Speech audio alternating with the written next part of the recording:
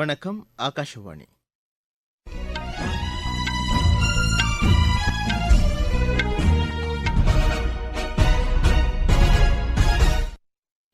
செய்திகள் வாசிப்பவர் முகமது. தலைப்புச் செய்திகள். மக்களவைத் தேர்தலில் முதற்கட்ட வாக்குப்பதிவுக்கு இன்னும் 5 நாட்களே உள்ள நிலையில் 102 தொகுதிகளில் பிரச்சாரம் உச்சகட்டத்தை எட்டியுள்ளது. மத்திய அரசின் கிழக்கு நோக்கிய கொள்கை வடகிழக்கு மாநிலங்களை தெற்காசியா மற்றும் கிழக்காசியாவுக்கான நுழைவு வாயிலாக மாற்றும் என்று பிஜேபி தலைவர் திரு ஜே பி நட்டா கூறியுள்ளார். ஜனநாயகமும் அரசியல் சாசனமும் காப்பாற்றப்பட்டால்தான் மக்கள் தங்கள் சுதந்திரத்தை காப்பாற்றிக் கொள்ள முடியும் என்று காங்கிரஸ் தலைவர் திரு மல்லிகார்ஜுன கார்கே கூறியுள்ளார். பாபா சாஹேப் டாக்டர் அம்பேத்கரின் பிறந்த நாளான இன்று அனைவரையும் உள்ளடக்கிய வளர்ச்சிக்கு நாம் அனைவரும் ஒன்றிணைந்து பாடுபடுவோம் என்று குடியரசுத் தலைவர் திருமதி திரௌபதி முர்மு கூறியுள்ளார். ஆசிய மல்யுத்த சாம்பியன் போட்டியின் மகளிர் 68 கிலோ எடை பிரிவில் இந்தியாவின் ராதிகா வெள்ளிப்பதக்கம் வென்றார். இனி விரிவான செய்திகள். மக்களவைக்கு முதற்கட்ட வாக்குப்பதிவு நடைபெறவுள்ள 17 மாநிலங்கள் மற்றும் 4 யூனியன் பிரதேசங்களுக்கு உட்பட்ட 102 தொகுதிகளில் தேர்தல் பிரச்சாரம் உச்சகட்டத்தை எட்டியுள்ளது. தேசிய மற்றும் மாநில கட்சிகளின் தலைவர்களும் நட்சத்திர பேச்சாளர்களும் தொகுதிகளில் தீவிர பிரச்சாரத்தில் ஈடுபட்டுள்ளனர். வேட்பாளர்கள் வாகனங்களில் சென்று வாக்காளர்களை சந்தித்து ஆதரவு திரட்டி வருகின்றனர். மக்களவைத் தேர்தலோடு சிக்கிமில் 32 சட்டப்பேரவை தொகுதிகளுக்கும் அருணாச்சல பிரதேசத்தில் 60 சட்டப்பேரவை தொகுதிகளுக்கும் இம்மாதம் 19ஆம் தேதி வாக்குப்பதிவு நடைபெறவுள்ளது. அந்த தொகுதிகளிலும் தேர்தல் பிரச்சாரம் உச்சகட்டத்தை எட்டியுள்ளது.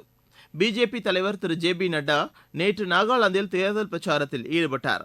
கிழக்கு நோக்கிய கொள்கை என்பது வடகிழக்கு மாநிலங்களோடு கட்டுப்படுத்தப்பட்டுள்ளது அல்ல என்றும் அது இம்மாநிலங்களை தெற்காசியா மற்றும் கிழக்காசியாவுக்கான நுழைவு வாயிலாக மாற்றும் என்றும் அவர் தெரிவித்தார்.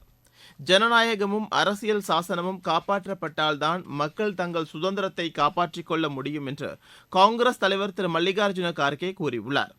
புதுதில்லியில் நேற்று நிகழ்ச்சி ஒன்றில் பேசிய அவர் மத்திய அரசு கடந்த 10 ஆண்டுகளில் பல்வேறு துறைகளில் தோல்வியை சந்தித்ததாகவும் அதற்கும் காங்கிரஸ் கட்சியைதான் பிஜேபி குற்றம் சாட்டி வருகிறது என்றும் அவர் தெரிவித்தார்.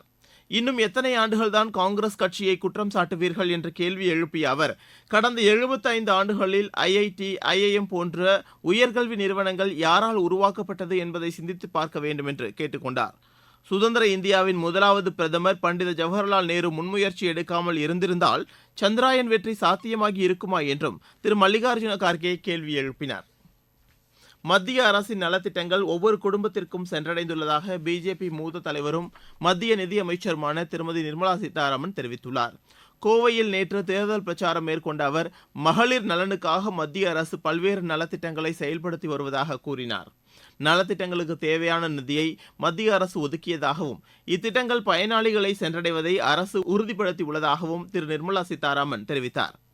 பிஜேபி தலைமையிலான தேசிய ஜனநாயக கூட்டணி அரசு பொறுப்பேற்ற போது இந்தியாவின் கடன் 58 லட்சம் கோடி ரூபாயாக இருந்தது என்றும் கடந்த 10 ஆண்டுகளில் இது 155 லட்சம் கோடி ரூபாயாக உயர்ந்துள்ளது என்று திமுக தலைவர் திரு மு க ஸ்டாலின் தெரிவித்துள்ளார்.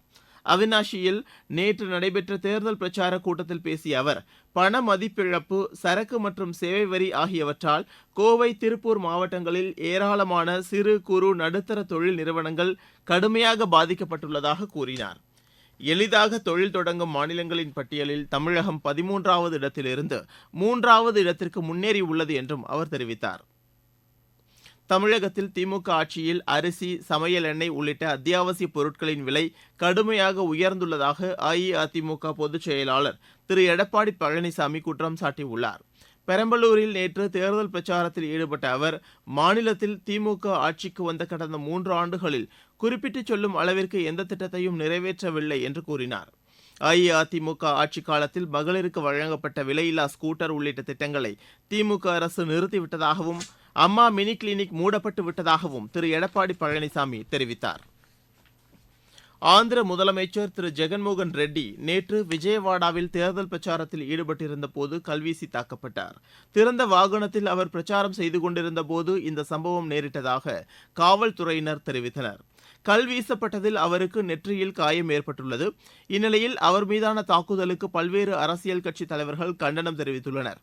பிரதமர் திரு நரேந்திர மோடி தனது சமூக வலைதள பதிவில் திரு ஜெகன்மோகன் ரெட்டி விரைந்து குணமடைய பிரார்த்திப்பதாக குறிப்பிட்டுள்ளார். அம்மாநில முன்னாள் முதலமைச்சரும் தெலுங்கு தேசம் கட்சி தலைவருமான திரு சந்திரபாபு நாயுடு வெளியிட்டுள்ள அறிக்கையில் இந்த சம்பவத்திற்கு கடும் கண்டனம் தெரிவித்துள்ளதோடு இதுகுறித்து தேர்தல் ஆணையம் பாரபட்சமின்றி விசாரணை நடத்த வேண்டும் என்று கேட்டுக் கொண்டார். திமுக தலைவர் திரு மு க ஸ்டாலின் விடுத்துள்ள கண்டன அறிக்கையில் அரசியல் வேறுபாடுகள் வன்முறையாக மாறக்கூடாது என்றும் ஜனநாயக செயல்பாட்டில் ஈடுபடும்போது நாகரிகத்தையும் பரஸ்பர மரியாதையையும் நிலைநாட்ட வேண்டும் என்று கூறியுள்ளார். நீங்கள் கேட்டுக்கொண்டிருப்பது ஆகாஷவாணியின் செய்தி அறிக்கை.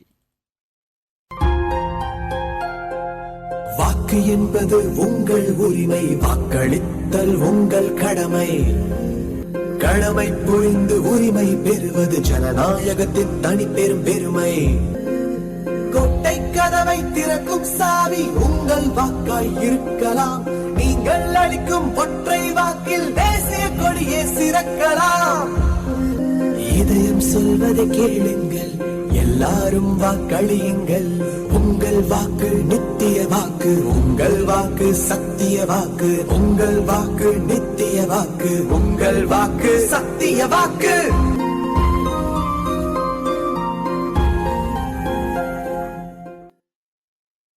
அரசியல் சாசன சிற்பி டாக்டர் அம்பேத்கரின் பிறந்தநாள் இன்று கொண்டாடப்படுகிறது. இதை முன்னிட்டு நாடு முழுவதும் பல்வேறு நிகழ்ச்சிகளுக்கு ஏற்பாடுகள் செய்யப்பட்டுள்ளன. நாடாளுமன்ற வளாகத்தில் உள்ள அண்ணல் அம்பேத்கர் சிலைக்கு பல்வேறு கட்சித் தலைவர்கள் மாலை அணிவித்து மரியாதை செலுத்த உள்ளனர். அம்பேத்கர் பிறந்தநாளை முன்னிட்டு குடியரசுத் தலைவர் திருமதி திரௌபதி முர்மு வாழ்த்து தெரிவித்துள்ளார். டாக்டர் அம்பேத்கரின் லட்சியங்களை ஏற்றுக்கொண்டு அனைவரையும் உள்ளடக்கிய வளர்ச்சிக்கு நாம் அனைவரும் ஒன்றிணைந்து பாடுபட இந்நாளில் உறுதியேற்போம் என்று அவர் கூறியுள்ளார். சட்ட வல்லுநர், கல்வியாளர், பொருளாதார நிபுணர், சமூக சீர்திருத்தவாதி மற்றும் அரசியல் தலைவர் என நாட்டிற்கும் சமூகத்திற்கும் சிறப்பான பங்களிப்பை பாபா சாஹேப் அம்பேத்கர் செய்துள்ளதாகவும் குடியரசுத் தலைவர் வெளியிட்டுள்ள செய்தியில் குறிப்பிட்டுள்ளார். தமிழ் புத்தாண்டு இன்று கொண்டாடப்படுகிறது. இதனையொட்டி குடியரசுத் தலைவர் திருமதி திரௌபதி முர்மு, குடியரசு துணைத் தலைவர் திரு ஜெக்தீப் தங்கர், பிரதமர் திரு நரேந்திர மோடி உள்ளிட்ட தலைவர்கள் வாழ்த்துக்களை தெரிவித்துள்ளனர். தமிழக ஆளுநர் திரு ஆர் என் ரவி விடுத்துள்ள வாழ்த்துச் செய்தியில் புத்தாண்டு அனைவருக்கும் நல்ல ஆரோக்கியம், மகிழ்ச்சி, வெற்றி மற்றும் மனநிறைவை அளிக்கட்டும் என்று கூறியுள்ளார். புதிய உத்வேகம், ஆற்றல் மற்றும் உற்சாகத்துடன் தேசத்தின் ஒற்றுமை, ஒருமைப்பாடு மற்றும் அனைவரையும் உள்ளடக்கிய வளர்ச்சிக்காக நம்மை மீண்டும் அர்ப்பணித்துக் கொள்வோம் என்றும் ஆளுநர் தெரிவித்துள்ளார். பல்வேறு கட்சித் தலைவர்களும் தமிழக மக்களுக்கு புத்தாண்டு வாழ்த்துக்களை தெரிவித்துள்ளனர். தமிழ் புத்தாண்டை முன்னிட்டு கோவில்களில் இன்று காலை முதல் சிறப்பு பூஜைகள் நடைபெற்று வருகின்றன. மக்களவைத் தேர்தலில் போட்டியிடும் மேலும் 16 பேர் கொண்ட வேட்பாளர்கள் அடங்கிய பட்டியலை காங்கிரஸ் கட்சி வெளியிட்டுள்ளது. ஒடிசாவில் 9 தொகுதிகளுக்கும், குஜராத்தில் 4 தொகுதிகளுக்கும், இமாச்சல பிரதேசத்தில் 2 தொகுதிகளுக்கும், சண்டிகரில் 1 தொகுதிக்கும் வேட்பாளர்கள் அறிவிக்கப்பட்டுள்ளனர். முன்னாள் மத்திய அமைச்சர் திரு மணீஷ் திவாரி சண்டிகர் மக்களவைத் தொகுதியில் வேட்பாளராக நிறுத்தப்பட்டுள்ளார். இமாச்சல பிரதேச மாநில அமைச்சர் திரு விக்ரம் ஆதித்ய சிங் மண்டி தொகுதியிலும் பிஜேபி வேட்பாளர் செல்வி கங்கனா ரணாவத்தை எதிர்த்து நிறுத்தப்பட்டுள்ளார். முன்னாள் மத்திய அமைச்சர் திரு ஸ்ரீகாந்த் ஜனா ஒடிசாவின் பாலசோர் பகுதியில் போட்டியிடுகிறார். சிரியாவில் ஈரான் தூதரக அலுவலகம் மீது இஸ்ரேல் தாக்குதல் நடத்தியதை அடுத்து அந்நாட்டின் மீது ஈரான் ஏராளமான ஏவுகணைகள் மற்றும் ட்ரோன்களை கொண்டு தாக்குதல் நடத்தியது. இஸ்ரேலில் உள்ள முக்கியமான இலக்குகளை குறிவைத்து இந்த தாக்குதல் நடத்தப்பட்டதாக அந்நாட்டின் செய்தி நிறுவனங்களும் ஈரான் புரட்சிகர படையும் தெரிவித்துள்ளது. ஈரான் தாக்குதலை உறுதிப்படுத்தியுள்ள இஸ்ரேல் முன்னெச்சரிக்கையாக பாதுகாப்பு நடவடிக்கைகளை எடுத்துள்ளதாக கூறியுள்ளது. ஜம்மு காஷ்மீரில் பாதுகாப்பு படையினர் தீவிரவாதிகளின் மறைவிடத்தை கண்டுபிடித்து அழித்துள்ளனர். அங்கிருந்து ஏராளமான ஆயுதங்களையும் வெடிமருந்துகளையும் கைப்பற்றினர். சக்தி வாய்ந்த வெடிமருந்துகள் டிஃபன் பாக்ஸில் பொருத்தப்பட்டிருந்ததையும் அவை எலக்ட்ரிக் டெட்டனேட்டருடன் இணைக்கப்பட்டிருந்ததையும் பாதுகாப்பு படையினர் கண்டுபிடித்தனர். 2 கைத்துப்பாக்கிகளும் தோட்டாக்களும் கைப்பற்றப்பட்டதாக காவல்துறையினர் தெரிவித்தனர். கிர்கிஸ்தானில் நடைபெறும் ஆசிய மல்யுத்த சாம்பியன் போட்டியின் மகளிர் 68 கிலோ எடைப்பிரிவில் இந்தியாவின் ராதிகா வெள்ளிப்பதக்கம் வென்றார். 50 கிலோ எடைப்பிரிவில் ஷிவானி பவார் வெண்கலப் பதக்கம் வென்றார். மீண்டும் தலைப்புச் செய்திகள். மக்களவைத் தேர்தலில் முதற்கட்ட வாக்குப்பதிவுக்கு இன்னும் 5 நாட்களே உள்ள நிலையில் 102 தொகுதிகளில் பிரச்சாரம் உச்சகட்டத்தை எட்டியுள்ளது. மத்திய அரசின் கிழக்கு நோக்கிய கொள்கை வடகிழக்கு மாநிலங்களை தெற்காசியா மற்றும் கிழக்காசியாவுக்கான நுழைவு வாயிலாக மாற்றும் என்று பிஜேபி தலைவர் திரு ஜே பி நட்டா கூறியுள்ளார். ஜனநாயகமும் அரசியல் சாசனமும் காப்பாற்றப்பட்டால்தான் மக்கள் தங்கள் சுதந்திரத்தை காப்பாற்றிக் கொள்ள முடியும் என்று காங்கிரஸ் தலைவர் திரு மல்லிகார்ஜுன கார்கே தெரிவித்துள்ளார். பாபா சாஹேப் டாக்டர் அம்பேத்கரின் பிறந்த நாளான இன்று அனைவரையும் உள்ளடக்கிய வளர்ச்சிக்கு நாம் அனைவரும் ஒன்றிணைந்து பாடுபடுவோம் என்று குடியரசுத் தலைவர் திருமதி திரௌபதி முர்மு கூறியுள்ளார். ஆசிய மல்யுத்த சாம்பியன் போட்டியின் மகளிர் 68 கிலோ எடைப்பிரிவில் இந்தியாவின் ராதிகா வெள்ளிப்பதக்கம் வென்றார். இத்துடன் செய்தி அறிக்கை நிறைவு பெற்றது.